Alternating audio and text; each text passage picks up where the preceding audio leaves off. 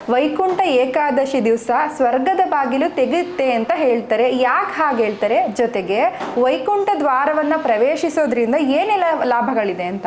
ಸಾಮಾನ್ಯವಾಗಿ ಪ್ರತಿ ತಿಂಗಳು ಕೃಷ್ಣ ಏಕಾದಶಿ ಮತ್ತು ಶುಕ್ಲ ಏಕಾದಶಿಯಿಂದ ಎರಡು ಬರುತ್ತೆ. ಆದರೆ ಈ ಮಾರ್ಗಳಿ ಮಾಸದಲ್ಲಿ ಬರ್ತಕ್ಕಂಥ ಶುಕ್ಲ ಏಕಾದಶಿ ಏನು ಬರುತ್ತೋ ಅದನ್ನು ವೈಕುಂಠ ಏಕಾದಶಿ ಅಂತ ಕರೀತಾರೆ.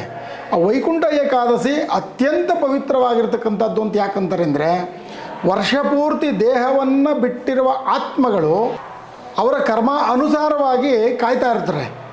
ಅವರಿಗೆ ಅವ್ರು ಯಾರ್ಯಾರು ಪುಣ್ಯದ ಕೆಲಸಗಳನ್ನು ಮಾಡಿರ್ತಾರೋ ಅವ್ರಿಗೆ ಕೊನೆಯಲ್ಲಿ ಸಿಗ್ತಕ್ಕಂಥದ್ದು ದೈವ ಸಾನ್ನಿಧ್ಯ ಅಂತಾರೆ. ಆ ದೈವ ಸಾನ್ನಿಧ್ಯ ಸಿಗ್ತಕ್ಕಂಥದ್ದು ಅಲ್ಲಿ ವೈಕುಂಠದಲ್ಲಿ ಅವ್ರಿಗೆ ಸ್ಥಾನ ಸಿಗುತ್ತೆ ಅಂತ ಹೇಳ್ತಾರೆ. ಎಲ್ಲ ವಿಷ್ಣು ದೇವಸ್ಥಾನಗಳಲ್ಲಿ ಉತ್ತರದ ಬಾಗಿಲನ್ನು ತೆಗೆದಿರ್ತಾರೆ, ಅಲ್ಲಿ ಪ್ರವೇಶವನ್ನು ಮಾಡಬೇಕು ಅನ್ನುವ ಪದ್ಧತಿಯನ್ನು ನಾವು ಕಾಣ್ತೇವೆ. ಇನ್ನೊಂದು ಭಾಳ ವಿಶೇಷ ಅಂದರೆ ಸಾಲಿಗ್ರಾಮ ಅವಭೃತ ತೀರ್ಥ ಸ್ನಾನ.